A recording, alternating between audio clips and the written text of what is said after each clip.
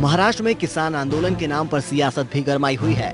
किसानों का हमदर्द बनने की चाह में सत्ता में सहयोगी शिवसेना ने बीजेपी सरकार को धमकी दी, तो मुख्यमंत्री देवेंद्र फडणवीस ने भी जवाब देने में देर नहीं लगाई। फडणवीस का ये बयान शिवसेना नेता संजय राउत के उस बयान के बाद आया है जिसमें संजय राउत ने कहा था कि जुलाई बाद सरकार मुसीबत में होगी। एक दिन पहले दिल्ली के दौरे पर आए महाराष्ट्र के सीएम देवेंद्र फडणवीस ने कहा कि अगर कोई सरकार को अस्थिर करने की धमकी दे रहा है तो हम मध्यावधि चुनाव के लिए तैयार हैं। फडणवीस ने कहा कि अगर महाराष्ट्र में मध्यावधि चुनाव होते हैं तो बीजेपी को ही बहुमत मिलेगा। हमारी पूरी कोशिश होगी कि राज्य में बीजेपी सबसे बड़ी पार्टी बनकर उभरे। शिवसेना नेता संजय राउत ने कहा था कि जुलाई के बाद वर्तमान महाराष्ट्र सरकार मुश्किल में पड़ने वाली है।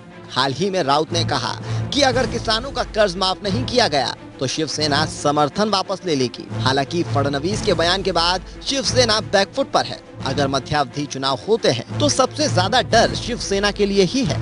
यूं तो केंद्र और महाराष्ट्र की सत्ता में शिवसेना बीजेपी के साथ है, लेकिन दोनों ही जगहों पर वो सरकार में कम और विपक्ष में ज्यादा दिखाई देती है।